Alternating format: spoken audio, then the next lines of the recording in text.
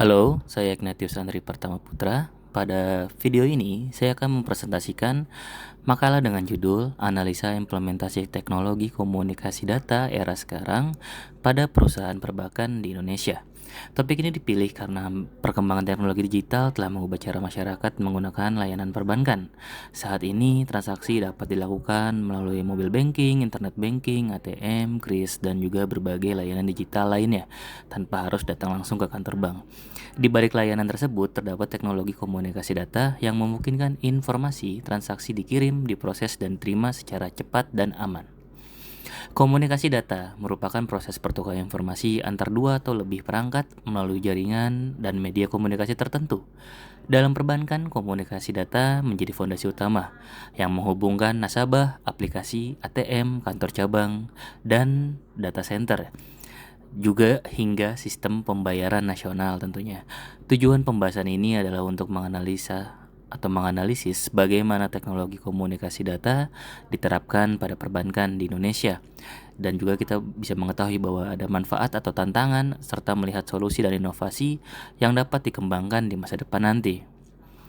Teknologi komunikasi data dalam perbankan telah berkembang cukup signifikan, yang pada awalnya sistem perbankan hanya menggunakan mainframe dan juga internal yang terhubung ke pusat data, kemudian berkembang menjadi sistem client server, dilanjutkan dengan internet banking, mobile banking, hingga saat ini menuju cloud computing, API, microservice, dan juga jaringan-jaringan yang berbasis software.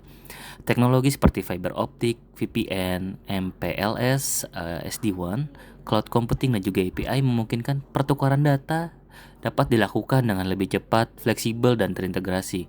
Selain itu, hadirnya BI Fast dan juga Kris semakin memperkuat kebutuhan terhadap komunikasi data yang mampu memproses transaksi secara real time.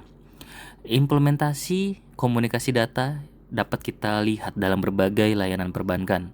Contohnya adalah mobile banking yang memungkinkan nasabah melakukan transfer dan pembayaran melalui internet. Kemudian terdapat juga ATM dan juga mesin edisi yang berkomunikasi dengan sistem bank untuk melakukan proses otorisasi transaksi. Pada kris, data pembayaran dikirim melalui jaringan untuk menghubungkan konsumen, merchant, penyedia jasa pembayaran, dan sistem perbankan. Sementara itu, BI Fast memungkinkan transfer antara bank dilakukan secara cepat dan juga tersedia 24 jam tanpa henti. Teknologi API juga memungkinkan bank berintegrasi dengan fintech atau e-commerce dan juga berbagai layanan digital lainnya. Implementasi teknologi tersebut dapat ditemukan pada berbagai bank besar di Indonesia, seperti di Bank Mandiri yang mengembangkan sistem ekosistem digital melalui Livin-nya. BCA menyediakan layanan seperti BCA Mobile, My BCA, dan juga Klik BCA dengan dukungan infrastruktur digital yang mampu menangani transaksi dalam jumlah sangat besar. Tidak terlepas juga ada BNI mengembangkan BNI Mobile Banking yang berbagai layanan digital untuk nasabah individu ataupun bisnis. Sementara itu untuk BTN dan CIMB juga mengembangkan layanan digital melalui platform masing-masing untuk mendukung transaksi dan kebutuhan finansial nasabah. Dalam membangun layanan tersebut, bank membutuhkan infrastruktur yang memiliki bandwidth tinggi dan juga tentunya harusnya memiliki latensi yang rendah, juga bisa mempunyai sistem yang redundansi yang bisa digunakan untuk terus-menerus. Infrastruktur tersebut biasanya itu mencakup data center, DRC atau Disaster Recovery Center, WAN, fiber optic, VPN, cloud, serta sistem monitoring jaringan. Namun, semakin banyak layanan digital juga berarti semakin besar risiko keamanannya. Ancaman seperti phishing, malware, ransomware, DDoS, pencurian kredensial, dan juga kebocoran data itu harus diantisipasi. Karena itu banyak bank itu menerapkan berbagai teknologi keamanan seperti enkripsi, firewall, WAF, MAF, sistem serta Security Operation Center atau SOC. Keamanan juga harus memenuhi prinsip confidential, integrity, dan juga availability. Beberapa tantangan utama perbankan dalam meningkatnya serangan cyber, jumlah transaksi yang semakin besar, integrasi dengan sistem lama atau legacy system, kebutuhan investasi yang tinggi, serta perbedaan kualitas infrastruktur jaringan di berbagai wilayah Indonesia. Nah, untuk mengatasinya, bank itu perlu melakukan modernisasi infrastruktur, meningkatkan keamanan, serta memperkuat sumber daya manusianya. Pendekatan security by design juga penting agar keamanan sudah diperhatikan sejak sistem itu dikembangkan.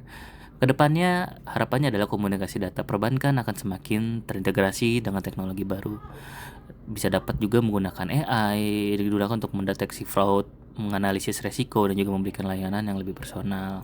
Serta ada juga SD-WAN yang dapat meningkatkan fleksibilitas dan juga efisiensi jaringan. Dan juga ada yang tidak kalah penting adalah Zero Trust Architecture yang dapat memperkuat keamanan dengan prinsip bahwa setiap akses harus melalui dari deverifikasi. Kemudian, open banking dan juga API itu akan mendorong kolaborasi antara bank dengan fintech dan juga perusahaan digital. Untuk jangka panjang, quantum cryptography juga berpotensi untuk menjadi salah satu teknologi keamanan komunikasi data generasi berikutnya. Sebagai kesimpulan, teknologi komunikasi data merupakan fondasi utama transformasi digital perbankan Indonesia.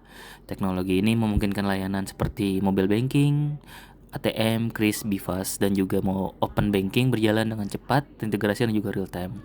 Namun perkembangannya tersebut juga membawa tantangan, terutama dalam hal keamanan siber, skalabilitas, integrasi sistem, dan juga kendali infrastruktur.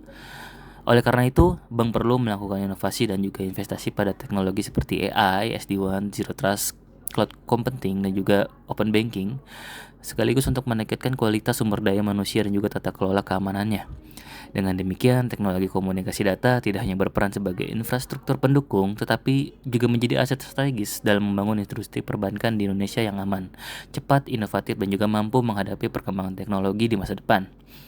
Demikianlah presentasi mengenai analisa implementasi teknologi komunikasi data era sekarang pada perusahaan perbankan di Indonesia. Terima kasih atas perhatian yang diberikan. Sampai jumpa.